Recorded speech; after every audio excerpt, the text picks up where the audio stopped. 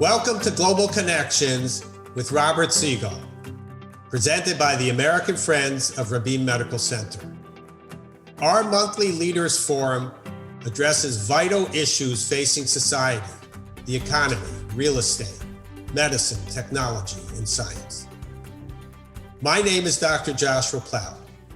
I'm the Executive Director of American Friends of Rabin Medical Center, a 501c3 National American charitable organization based in New York City. We at AFRMC represent Israel's premier hospital, Rabin Medical Center in Petach Tikva in Greater Tel Aviv, the leading institution named in honor of Prime Minister Yitzhak Rabin. The hospital is a model of coexistence, as it serves 1 million patients annually from all ethnic and religious backgrounds with the same compassionate care. Please support our mission. Join our community of friends. Visit American Friends of Rabin Medical Center via our website and social media outlets on Twitter and Instagram, LinkedIn and YouTube, and on our Facebook page and discussion group. Today's Global Connections topic is combating anti-Semitism. We thank our very special guest, Dr. Georgette Bennett, founder and president of the Tanenbaum Center for Interreligious Understanding, Tamara Berens, journalist and author, Ted Deutch, CEO of the American Jewish Committee, and Dan Granot, Director of Government Relations at the Anti-Defamation League. And now, Global Connections with Robert Siegel. There has been a rise in anti-Semitic incidents and hate crimes in our country. Groups that count such things say they haven't seen increases like this in decades. While most racially motivated hate crimes in America target African Americans, more than 60% of crimes inspired by religious hatred have been directed at Jews. We may ask why this is happening, why it's taking place, but we can no longer ask whether it is taking place. The question we're posing today is, what can be done about it? What can be done to combat anti-Semitism? What is being done, and are there any new ideas at work?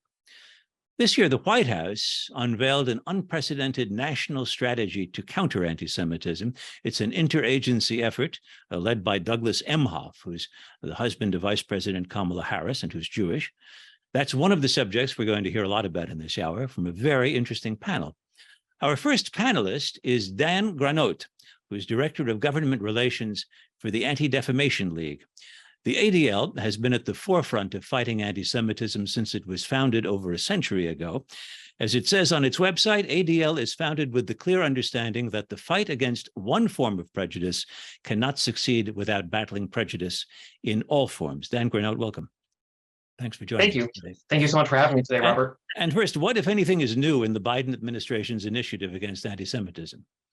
So it's a great question. And, I think what's so historic about the plan, first off, is it's the breadth and the depth of it, right? 200 specific policy proposals for both government and civil society to be approaching with specific agencies, stakeholders, and I think almost most importantly, timelines, right? Timelines that we are all trying to ensure we hit within a 12-month time period, in addition to a series of commitments that ADL and others have taken on top of the plan. But I think what's so exciting about this, this is the first time we have ever seen the federal government elevate the issue of fighting anti-Semitism to the same national priority level as some of the other issues, right? And you ask what's in the plan, It is unbelievably creative, right? It includes everything from, hard security, helping to ensure that our Jewish communal centers and synagogues and schools and camps are safer, to increasing access to kosher food in order to create an environment where Jews can be their true, authentic selves. Yeah. It takes a sort of a whole of society, whole of government approach, which is needed to adequately and successfully fight anti-Semitism. There are many appeals to Congress. Has the strategy met with bipartisan support on Capitol Hill? Yeah, so I'm very happy to say that it was welcomed in the minute or in the hour it was released by a joint bipartisan bicameral statement from the House and Senate bipartisan task forces for combating anti-Semitism. The hope is that this is not President Biden's plan, This is not a democratic plan. This is a U.S. national strategy that will, we're in, I think, in everyone's hopes and everyone's minds, live on beyond any single administration in order to ensure that we are continually successfully fighting this problem. I want to note that the ADL is currently engaged in a very high-profile spat with Elon Musk. ADL wants Musk to restore guidelines that would keep hate speech off of X, formerly known as Twitter. Musk is threatening to sue the Anti-Defamation League for defamation, claiming that its criticisms have cost him billions in advertising. The CEO of the Anti-Defamation League, Jonathan Greenblatt, spoke about this with the Israeli newspaper Haaretz the other day. And when speaking about Musk's embrace of the campaign #BanTheADL, Greenblatt said this about Musk and them. He said, the most followed Twitter user on the planet is elevating some of their hateful talking points, like the claim that ADL is responsible for anti-Semitism. This is the kind of hate that has been turned against our people for centuries. The Jews are responsible for their own misery. Dan Granot, I know that because Musk is threatening litigation in a very big way, only Jonathan Greenblatt speaks about this for the ADL. But I want to ask you more broadly, how important is social media to the effort to counter anti-Semitism in America? Yeah, it's a great question. ADL has been addressing online hate since before, but especially since we formed our Center on Technology and Society, or CTS. This is a critical component in the fight against anti-Semitism. Hate and harassment online is just propagating in a way that we've never really seen before. Hateful content on social media platforms is oftentimes not being pulled down, and it's allowing this content to become mainstream and normalized and become more accepted amongst younger generations. At ADL, we developed something called our Repair Plan. This is our legislative solution to fighting online hate, and includes such things as reforming Section 230 or creating batch reporting, so a user can report multiple harmful comments at once. So it's not just someone being taken over. Whether it is implementing different strategies that ADL views as tools to prevent this hate from propagating in the first place, and creating a safe environment for us to all exist online. I quoted from ADL's own description of its mission that the fight against one form of prejudice can't succeed without battling prejudice in all forms. Some people would say that's a very fine, nice idea, but it's this one specific form of prejudice, the one against Jews, that's on the rise with its unique features that disturb me right now. And while, say, the issues raised by trans kids in high school sports may prick the conscience and may be important, it risks diluting the effort, taking our eye off the ball. What do you say to that? So first off, I happen to believe that a rising tide lifts all ships. And I also happen to believe that an anti-Semite is almost inevitably going to end up being a transphobe or homophobe, because oftentimes hate does not live in specific silos. Now, I'll say that these debates are longstanding. There are some in our community, like you're mentioning, who believe that we should only be focusing on Jewish issues, specifically anti-Semitism, and that we should not be involved in solidarity with other communities. I think others understand that on some level, these aren't really separate fights. Right? In many ways, our fates are intertwined when we talk about hate and we talk about anti-Semitism. I think many of the greatest human rights luminaries of our time have reminded us of this, whether it was Dr. King saying injustice anywhere is a threat to justice everywhere. There are just consistent stream of these statements. I also don't think it's a case of we're just in this together, right? I think we need to understand that anti-Semitism, racism, transphobia, homophobia, sexism, these are all mutually reinforcing systems of oppression, and that anti-Semitism both feeds into and off of other forms of bigotry. Again, whether it's racism, transphobia, homophobia. Let me just say when you look at what was the deadliest act of anti-Semitic mass violence in the history of the United States, it was the Tree of Life shooting at the synagogue in Pittsburgh. And who was it committed by? It was a white supremacist who was driven by anti-immigrant xenophobia, because he believed that Jews were responsible for an open border scheme. And this is just what we see time and time again. Well, I'm sure we'll return to this question later in the hour, but Dan, I want you to stick with us now and return in about 20 minutes when the Q&A session begins. But thanks for being with us today. Absolutely. Thank you so much for having me. Our second panelist is Dr. Georgette Bennett, who joins us from New York. She is the founder and president of the Tanenbaum Center for Interreligious Understanding. The center is named for her late husband, Rabbi Mark Tanenbaum. Georgette Bennett is a sociologist by training, an author, an advisor on philanthropy, and an advocate for human rights. She was a founder of the Multi-Faith Alliance for Syrian Refugees, which has become the Muslim Jewish Advisory Council. Dr. Bennett, welcome. Thanks for being with us today. I'm honored to be with you, Robert.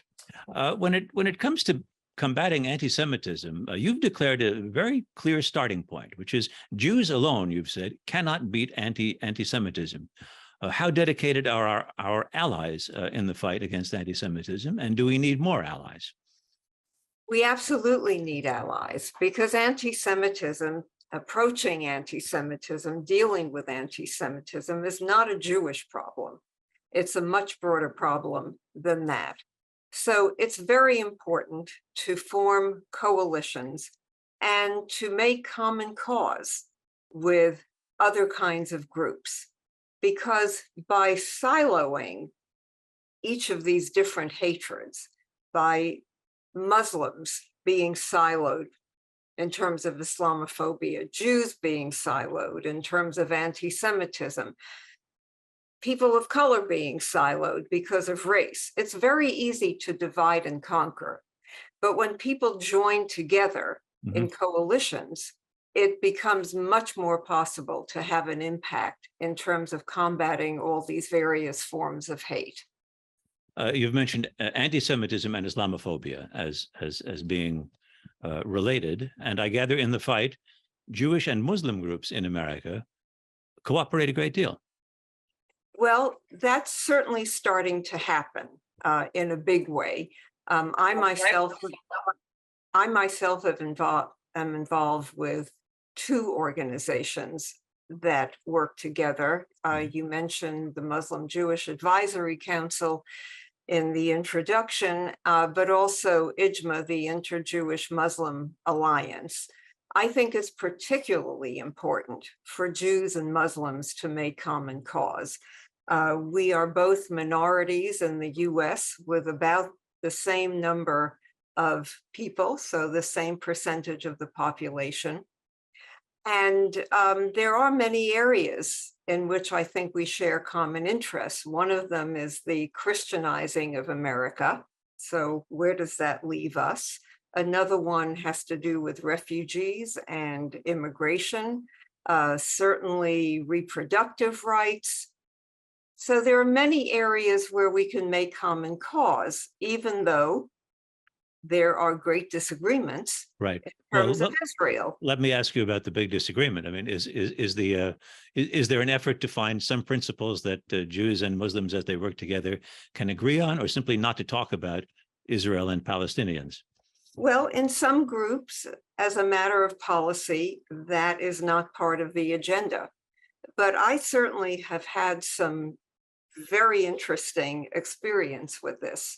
The organization that I founded in 2013, the Multi-Faith Alliance, which is focused on Syrian war victims, we have delivered more than $415 million worth of aid, most of it directly into Syria. That's benefited nearly 4 million Syrian war victims.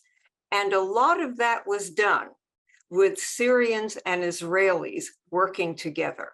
And I can tell you that by working together, these sworn enemies were able to rise above hatred, above suspicion, and alleviate a tremendous amount of suffering. And it changed hearts and minds. And an example of that is that when the work was revealed, in a 45-minute interview with 3 Syrians who were working with Israelis, Al Jazeera picked up that story. And when it went on Al Jazeera's website, Al Jazeera was bashing these Syrians as traitors for working with Israel. But more than 90% of the comments on the website, and this was Al Jazeera Mhm. In the Middle East. This was not Al Jazeera America. So these comments in Arabic bashed Al Jazeera for bashing these Syrians as being traitors and defended the work with Israel. It was quite extraordinary. And we saw this happening over and over and over again. Dr. Bennett, I want to, this is unfair because I'm going to ask you for a brief answer to a question that we could spend the rest of the week talking about. You've spoken of group narcissism as something that we're up against when we're trying to confront anti-Semitism. Explain, what is group narcissism? What can be done about it? So group narcissism is the belief that one's own group has a monopoly on truth. Once you hold that belief, that leads to apocalyptic thinking, which divides the world into the children of light and the children of darkness.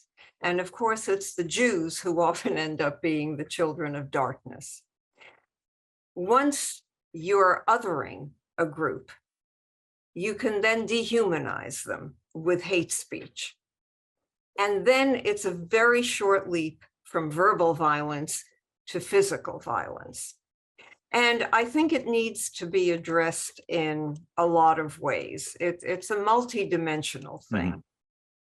Number one, and kumbaya is not the answer. You have to, number one, do deep listening because there's a lot of fear behind hate, and you have to understand what the fear is. You have to understand what attracts people to hate groups. And I can give you one example of a former skinhead who said, they gave me power when I felt powerless. They gave me visibility when I felt invisible. They gave me community when I felt alone. So you have to do curious listening. You have to allow them to express their grievances. And using that method, this former skinhead has deprogrammed many white supremacists. Number two, deplatforming and going after finances of these groups. The Charlottesville lawsuit is doing a lot of that. Number three, counter propaganda and deprogramming. You've got to delegitimize the reference group because it's only when that's seen as flawed that its adherents will be open to alternate thinking. And we see that happening with the people who have left QAnon, for example. Yes. You have to amplify the message with media. Number four, legal resource. You have to use the available law to combat hate speech and hate crime. Now, hate speech is protected, but incitement to violence is not. And hate speech is the prelude to incitement. So that's a four-pronged approach that needs to be taken. But I would add a fifth prong. And that fifth prong is you need to work together on projects that are important to each group with clear goals, because Sociology 101, contact and communication is the key to breaking down prejudice and misconceptions. Georgette Bennett, thank you very much. Stick with us because in a little while we'll have our discussion and question and answer session.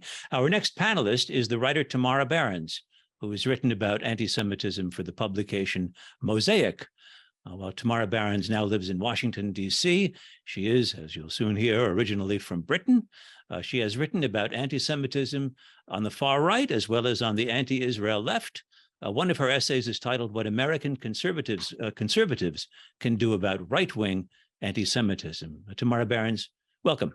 And let's start with the question of Israel, which you've written a good deal about, and how it figures in arguments over contemporary anti-Semitism. How do you see it? Yes, I think the question of Israel should really be at the forefront of our strategy in combating anti-Semitism. And thank you so much, Robert, for having me to be able to talk about this. I am very much inspired by an essay by the late, great Charles Krauthammer written in 1998, in which he talks about the role that the state of Israel occupied even then, 25 years ago, for global Jewry. And he makes the case that if anything at this point were to happen to the existence of the state of Israel, it would really mean the collapse of the ability for the Jewish people to go on as a whole, given the endless tragedies that the Jewish people have already faced. And so I personally am a Zionist, and I support the state of Israel for a variety of reasons. But I think even in a strategic sense, it's evident that the state of Israel today is one of the greatest reasons for the survival and the continuity of the Jewish people.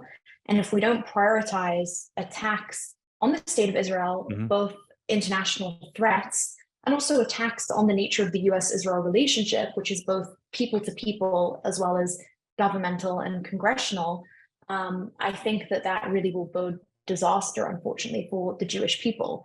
And so something that's been a primary focus of mine in combating anti-Semitism on the left of the political spectrum is really highlighting the lack of any difference, any daylight between anti-Semitism and anti-Zionism. It's very difficult to find people that are genuinely anti-Zionist because they don't believe in states whatsoever, for example. Almost every incident, you'll find that someone that is against the existence of the state of Israel is doing so because they have a problem with the Jewish people. And so that's been a hard battle on the left. Yeah, please. But if someone says, I'm okay with a Jewish country, that I have no problem with, but I'm against militant religious nationalism, no matter what the religion, Judaism included. I'm worried about what I'm hearing out of Israeli politics. And also, I wonder, Israel now has a higher per capita GDP than Western Europe. Why are we still giving them billions of dollars in military aid? To you, is that the mark of an anti-Semite asking those questions? Or is it, can you imagine someone who's skeptical of US policy and who can either be answered successfully or not? I don't think that view is inherently anti-Semitic, but I do think it's a problem. And I think the publicization of false claims like that the US-Israel relationship only benefits the state of Israel, when in fact, it's actually the United States that benefits greatly from being able to support its main ally in the Middle East, a security partner in many ways. I think that's very dangerous. I think that those views do have more popularity today on the far right and on the far left. And I think it's the popularity of false claims like that that actually lead to a rise in anti-Semitic opinions from people like Elon Musk, for example, who's been mentioned already, yes, who's retweeted a lot of really noxious figures on the far right who are overtly both anti-Semitic and anti-Zionist. I think that's a huge problem. But at the same time, on the campus left, and obviously college campuses are the environments in which our future leaders are produced, we see that anti-Semitism is at an all-time high. There's a 41% increase in incidents on college campuses in the United States, and they were already high before that. And on campus, primarily the way that Jews experience anti-Semitism is through anti-Israel incidents, not just speakers that say overtly anti-Israel things, calling for the destruction of the Jewish state, but also attacks against those who want to be proud Jews, display an Israeli flag in their dorm, so on and so forth, have a mezuzah on their door. So I think it's all connected. I don't think that it's inherently anti-Semitic to have legitimate criticism of the state of Israel, but I think we focus a little too much on that, and we should be more attuned to the fact that this environment of just, it's acceptable to have much more focus on what the state of Israel does wrong, as opposed to a variety of countries around the world that are engaging in severe human rights abuses, refugee crises, as we've talked about already. I think that focus on Israel is destructive. Let me ask you a question again. It's unfair. I'm asking you for the 60-second version now. But I mentioned the title of your essay, What American Conservatives Can Do About Anti-Semitism. In a nutshell, what can American conservatives do about anti-Semitism on the right? Yes, great question. Thank you. So I am a conservative. That's been my home for really the entirety of my intellectual development. And I care deeply about the preservation of conservative institutions in America. So I'm talking about magazines, think tanks, institutions that bring ideas forth, not necessarily political institutions. And I think that I've noticed that a lot of these are increasingly beholden to an atmosphere in American public life in which whoever shouts the loudest, no matter really the substance of what they're trying to say, is able to get their message through just merely because of the way social media is organized, in favor of these sort of individuals that used to be on the fringes and really organized against, I think, established institutions that we should be showing loyalty to. So what can American conservatives do? I think that we need to be really aware of the spreading of anti-Semitism on the far right and how that impacts the conservative mainstream. Anti-Semitism absolutely exists on the far left. And, I've just talked about anti-Zionism, which I do think is primarily a problem on the far left. That being said, these ideas are beginning to take hold on the far right as well, with individuals who have far too much popularity, hundreds of thousands of combined followers, millions of followers on social media websites, propagating the view that there's a Jewish lobby that controls the United States, and that's the reason for US support for Israel. And we really need to be making the case that US support for Israel benefits both the United States and Israel and the Jewish people, and that the Jewish people are a special entity. The Jewish people, I think, have given the world so much, monotheism, morality, in my view, really comes from the Jewish faith. And I think that's something that we need to be comfortable in saying. Yes, the Jewish people are different. We're not like everybody else, and that's a good thing. I don't think we should shy away from that conversation by any means and trying to sort of create this false narrative that the Jewish people are just like any other minority. That's not true. We have to own who we are, and we have to be honest about that, and we should be proud of who we are. Tamara Berens, thank you very much. And we'll be back to you when all of the panelists talk together in just a few minutes. But first, we turn to our fourth panelist, Ted Deutch, who is the president of the American Jewish Committee, chief executive officer, I should say. From 2010 until 2022, Ted Deutch was a Democratic member of the House of Representatives from Florida. His district included parts of Broward and Palm Beach counties. In the House, Deutch chaired the Ethics Committee, and before serving in Washington, Ted Deutch spent 4 years in the Florida State Senate. And the demands of his schedule mean that he's just with us for a few minutes. Good to see you, Ted Deutch. How are you? It's great to be with you. Thanks for having me, Robert. Let's hear from you on the Biden initiative. It's unprecedented. We've heard from our representative from the ADL, Dan Granot, of all of the new features of it. Have things actually happened? That is there motion on Capitol Hill toward passing things that are urged in this initiative? Are there are companies changing their policies all around us? What's going on? Yeah, as a matter of fact, there's, first of all, it is unprecedented. We don't take for granted the fact that a community like ours, the Jewish community, is very small. The fact that the White House is committed to move forward with this strategy is because they acknowledge that anti-Semitism doesn't only affect the Jewish community, it affects the country as a whole. And it's the reason that it's not just limited to actions that the executive branch can take or actions that Congress can take, but it's a whole of society approach. That said, there have been some significant steps already. The Small Business Administration, again, SBA, not a part of the government you would think spends time tackling anti-Semitism. We just recently signed a strategic alliance memo with the SBA to jointly address anti-Semitism with small businesses. The administrator and I had a town hall meeting with businesses who want to be able to respond. They didn't have the tools. We'll be doing that now all over the country. The U.S. Conference of Mayors, again, this is not a congressional action, although Congress is busy looking at all of the ways they can be involved. And I'm looking forward to engaging with them when I'm there in October. But the Conference of Mayors is now working to ensure that mayors across the country can follow through on what's in the national strategy. We've provided them with a mayor's guide to implementing the national strategy.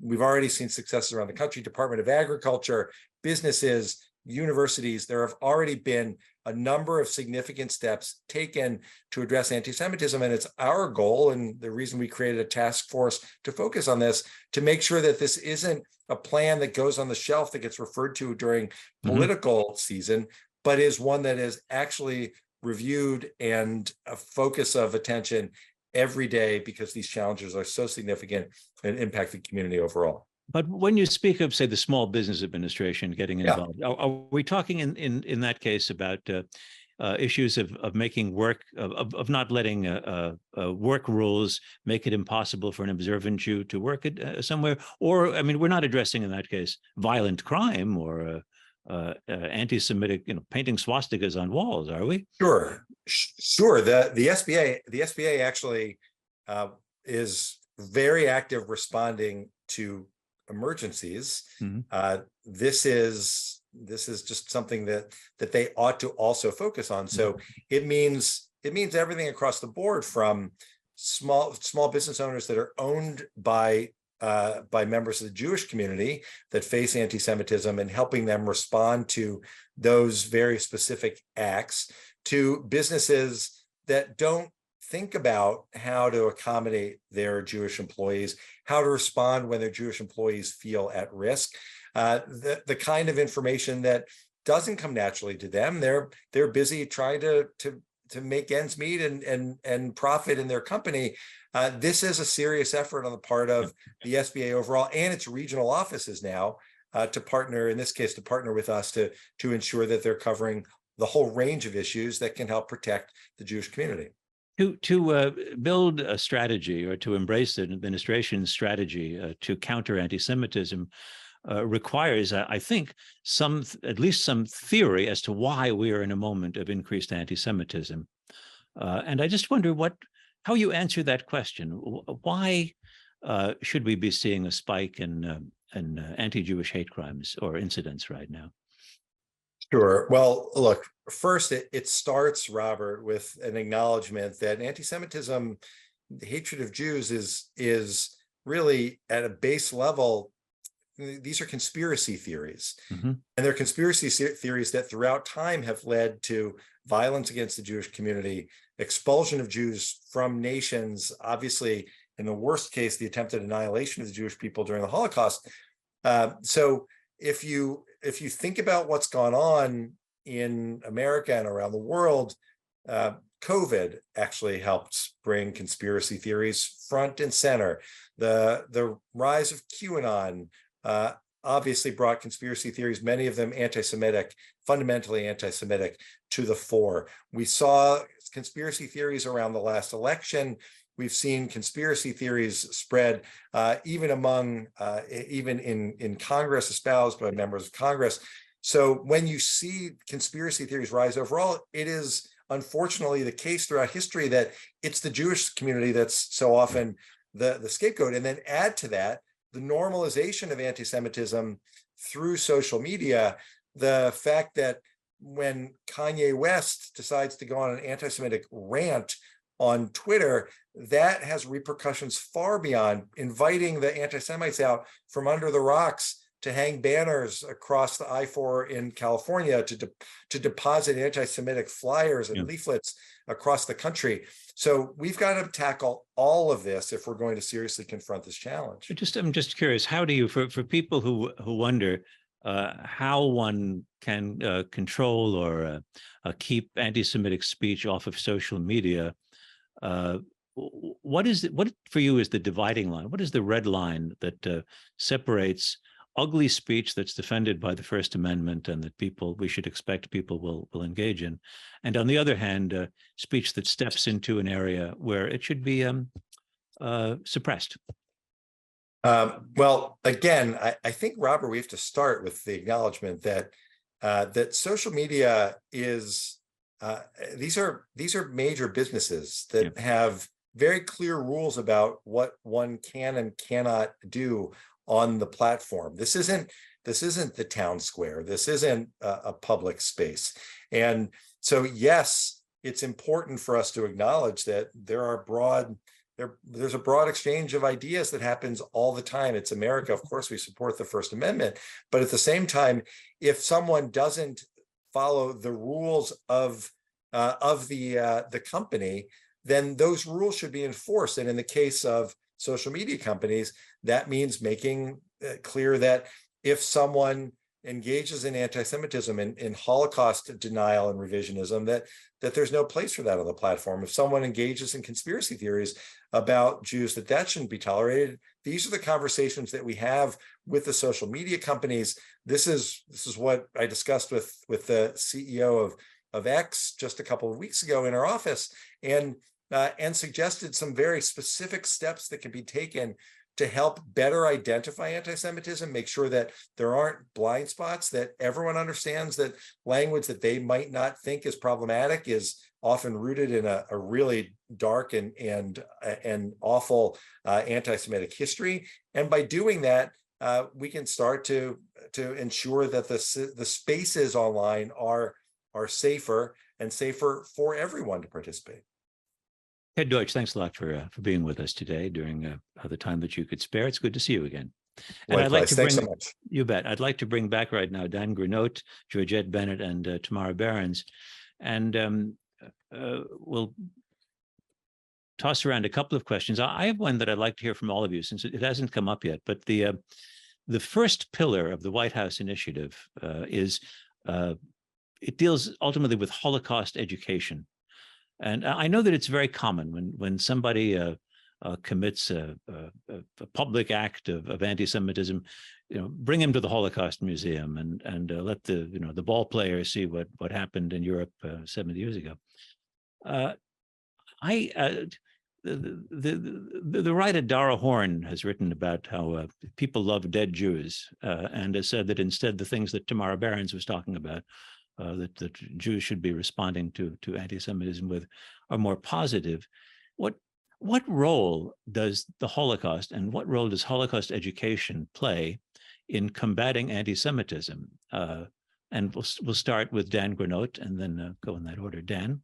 Well, thanks for asking my question. I think one of the most interesting things I've learned in my time with the ADL is that even the most basic information about the Holocaust, just knowing how many Jews were murdered in the Holocaust, is correlated with significantly lower levels of anti-Semitism.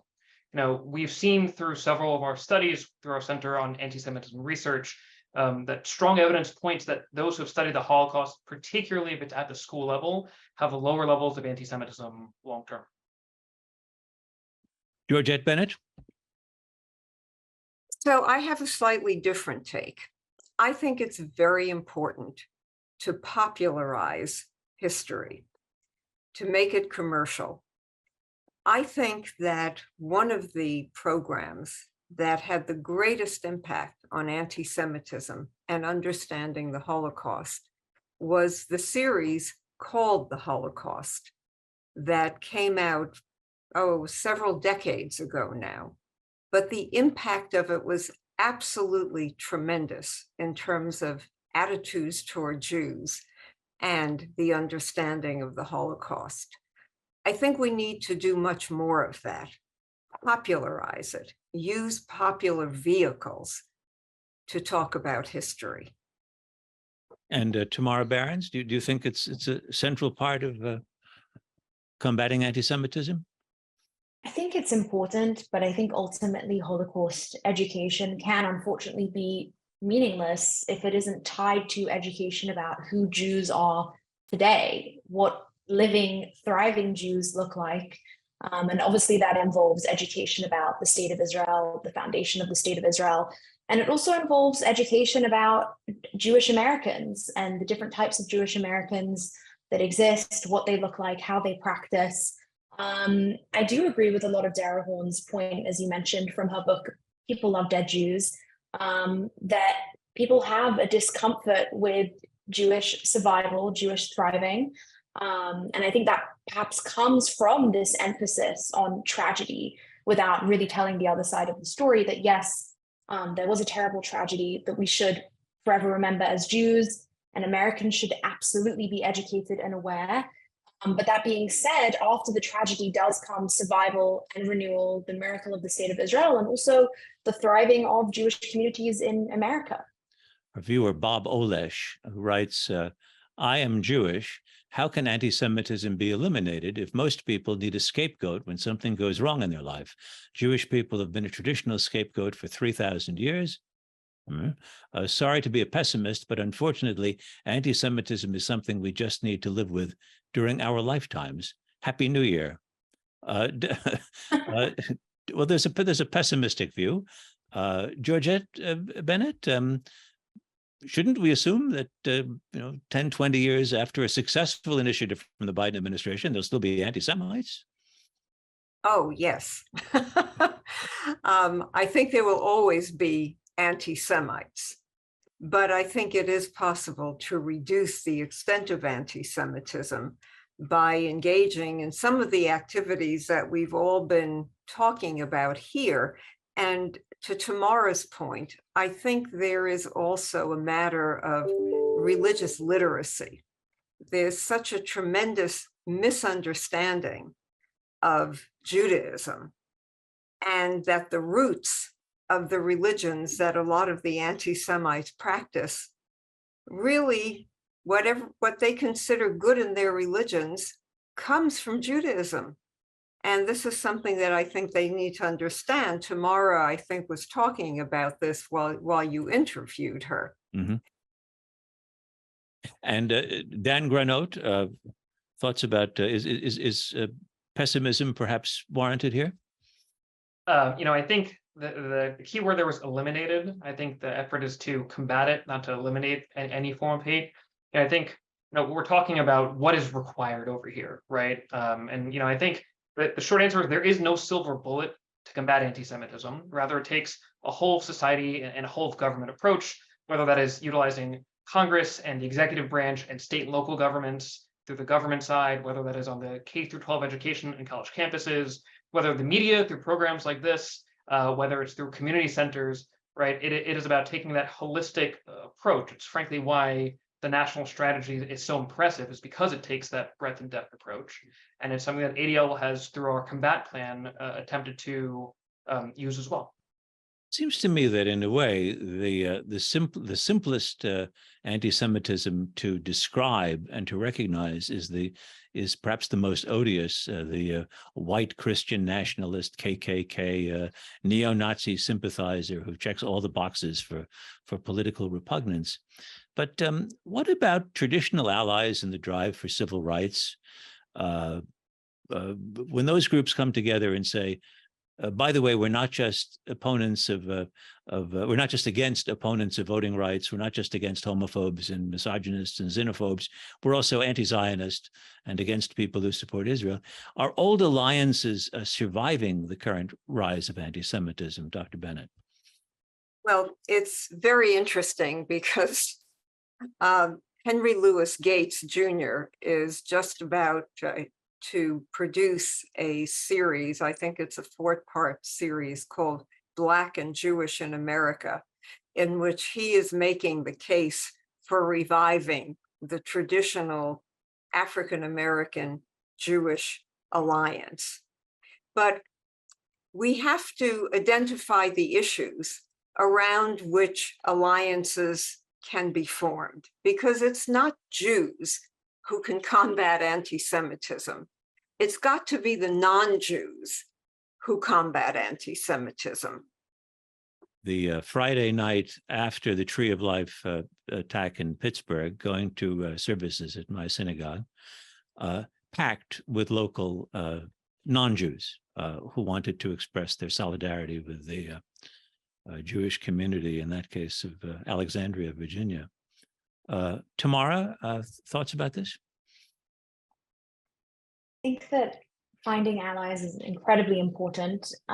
It's something that I've always prioritized in the UK. I grew up in London, very multicultural, and tried to form as many ties as I could with other Middle Eastern minorities, such as the Kurds, the Assyrians, and sort of bring them to the fore alongside Israeli voices and really try and forge that bond. And I will say, having moved to the United States, I found that there are many Christians that have been very strong allies of the Jewish people.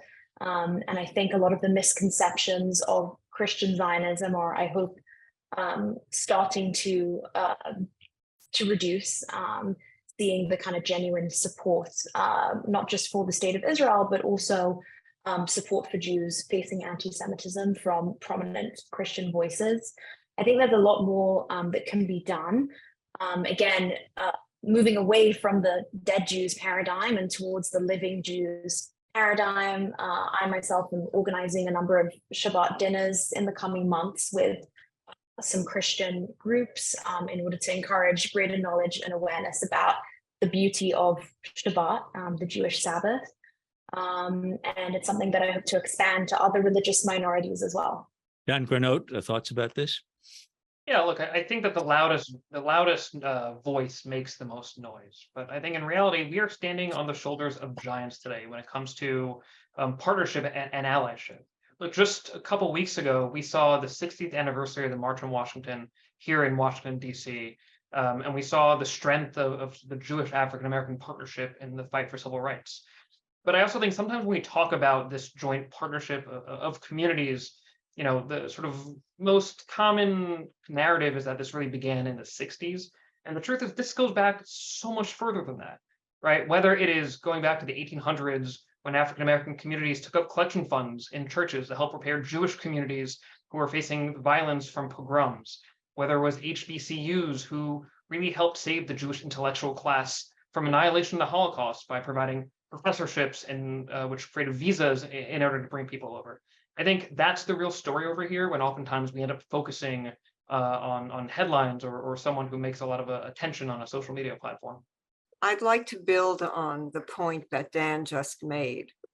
It's very important to appreciate the risks that our allies sometimes take. And we don't hear enough expressions of appreciation. When we were working with Syrians and getting them working with Israelis, they were putting targets on their back, their own backs, by doing that. During Vatican Council II, a lot of Jews were very critical about what was going on with the drafting of Nostra Aetate.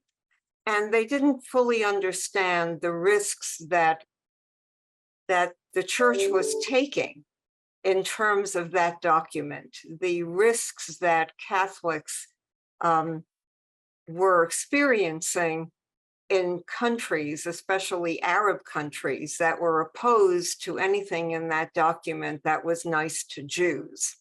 So when we form these alliances, we have to be aware of the risks that our allies are sometimes taking, and we need to appreciate that. That's an interesting point. That it's not always easy for people to take the side of Jews in arguments over anti-Semitism. People from countries in the Middle East might find that quite dangerous. In fact, even on U.S. college campuses. Well, here's what the White House strategy to counter anti-Semitism says about campuses. It says Jewish students and educators are targeted for derision and exclusion on college campuses, often because of their real or perceived views about the state of Israel. When Jews are targeted because of their beliefs or their identity, when Israel is singled out because of anti-Jewish hatred, that is anti-Semitism, and that is unacceptable. Tamara Berens, it's pretty strong statement coming from the White House. Absolutely, and I think that statement is welcomed. Anti-Semitism on college campuses has an impact for generations to come. It creates an environment in which Jewish students presently feel uncomfortable being who they are. But as I mentioned earlier, college campuses are obviously the incubator of future leaders in the United States and globally. And if we want to ensure a future in which people are broadly supportive of the basic survival of the Jewish people and obviously of the state of Israel's right to exist, then we absolutely need to do more to combat anti-Semitism on college campuses. Here's a question from a viewer. How can American companies deal with anti-Semitic speech and racial prejudice among employees? Dan Granot, how can? Yeah, I'd love to start with that. ADL recently released we're calling a workplace pledge against anti-Semitism. this is how we're trying to translate the national strategy into companies. This is whether it's using anti-Semitism, DEIA, discrimination, anti-discrimination training, whether it is adopting some of the principles within the national strategy. We've been working with several agencies to help implement it, whether it is EEOC or OPM or OMB or any of the many acronymed agencies in the government that are responsible for the workforce, to ensure that people know their rights. Because I think what we often find is people just don't understand what is something to issue a complaint, and if there is a complaint, where to go, how to do it, what to go about in order to ensure that they are protected as a Jewish employee. I asked Ted Deutch a few minutes ago when he was with us for an explanation, a theory of why it is that we're talking about a spike in anti-Semitic incidents and hate crimes. Dr. Georgette Bennett, you've described the group narcissism at work. You've described conspiratorial thinking, but why now? Why should all this be on the rise at this moment? Well, I'm a sociologist, and everything that Tamara and Dan have said is absolutely correct. But there's another factor as well. Anti-Semitism has become acceptable. It's become acceptable. And what we have to do is we make it unacceptable in the same way that we made smoking unacceptable. Smoking is no longer cool. Well, anti-Semitism has become cool. Well, I think what did in smoking ultimately was serious federal government action and heavy taxation, so that a pack of cigarettes costs a lot more than it used to when I was smoking. Well, how do you do something comparable to that? Yes. Well, we are doing something comparable. As I mentioned during our one-to-one conversation, Robert, yes, you can employ taxation, you can employ deplatforming, and that was done with the Ku Klux Klan a long time ago.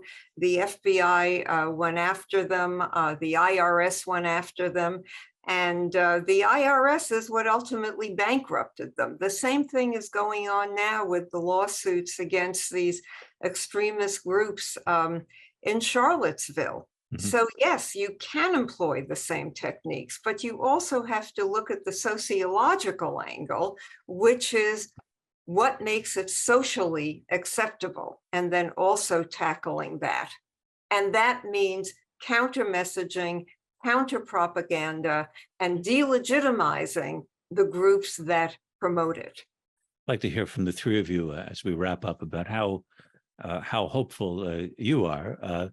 Tamara, I remember interviewing the English lawyer Anthony Julius about a year after Jeremy Corbyn had been pushed out of the leadership of the British Labour Party. Corbyn had at least not found he found nothing wrong with consorting with anti-Semites, it seemed, and if not encouraging them in some respects. A year later, I was curious, and Anthony Julius said, no, there's been real improvement. Changing leaders made a really big impact on the Labour Party, and things are much better right now. I was surprised by how positive he was about things. How optimistic, how hopeful generally are you?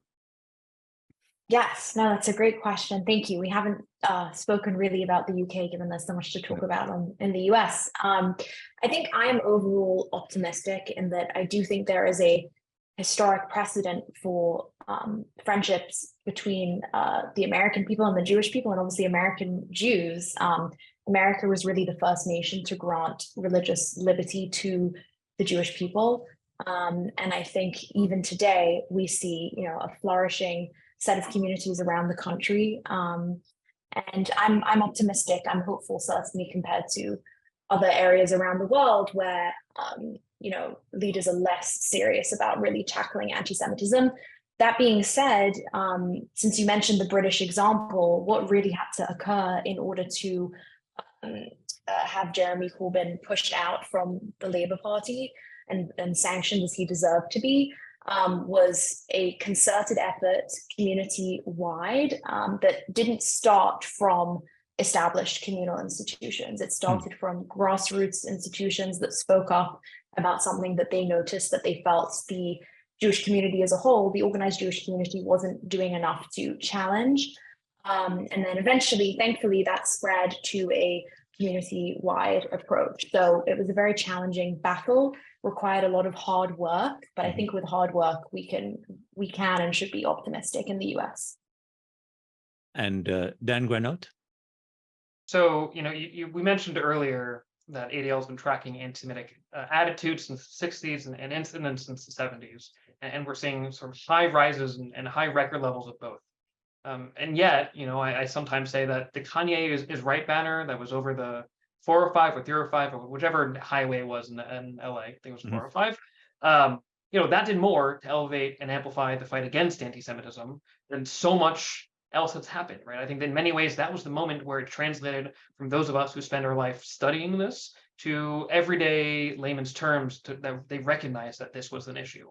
You mentioned earlier that we need to do, or maybe Georgette mentioned that we need to, similar to smoking, make it uncool, right? What's cooler than the federal government over here, right? I think this national strategy in so many ways really offers us an opportunity to transform the fight against anti-Semitism. So, a plan is only as good as it's implemented. There's a reason we're spending at ADL so much time helping to implement this strategy. But 12 months from now, I think there's an opportunity, and I'm optimistic to say that we have a chance to be in a whole different space than we were today if we're able to enact everything that's in the plan. Georgette Bennett, you have the last word. And is it an optimistic one? Yes. So a lot of things make me optimistic. Bagels make me optimistic. Bagels have been mainstreamed. Kabbalah bracelets have been mainstreamed. I hear Yiddishisms coming out of absolutely non-Jewish politicians and celebrities and others. I see Jewish presidents of universities that had numerous clauses that limited the number of Jews in the past. Harvard, Princeton, Yale, they all now have had Jewish presidents. I see the white and black and brown faces in Congress. I see the Jews who have been elected to Congress. All of this makes me optimistic. And I see great curiosity about Judaism. Well, thanks to all of our panelists, Dr. Georgette Bennett, Tamara Berens, Dan Granot, and also thanks to Ted Deutch, who was with us earlier. Many thanks also to Joshua Plout, Ronnie Giuliano, and Ryan Sutton of American Friends of Rabin Medical Center, which produces Global Connections, and our technical director, Bobby Grandone. Thank you also to our sponsor, the American Friends of Rabin Medical Center, which is a 501c3 national charitable organization representing in the United States Israel's largest hospital, Rabin Medical Center in Petach Tikva in Greater Tel Aviv. The website of the group is www.afrmc.org.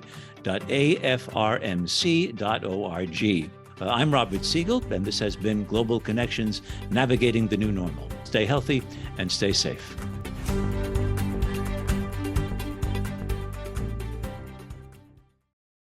We would be pleased to send a complimentary DVD of this program to anyone who wishes to support JBS with a tax-deductible gift of $36, double chai or more. Simply visit the JBS website at jbstv.org and click on the Donate button to make a donation by PayPal or your credit card. And please indicate the program for which you would like a DVD. Or you can send your tax-deductible check to JBS, Post Office Box 360, Stamford, Connecticut 06904. Or you can call the JBS Pledge Line at 833-MY-JBS-TV. That's 833-695-2788. And again, please remember to indicate which program you would like to receive with our compliments. We thank you for your kind support.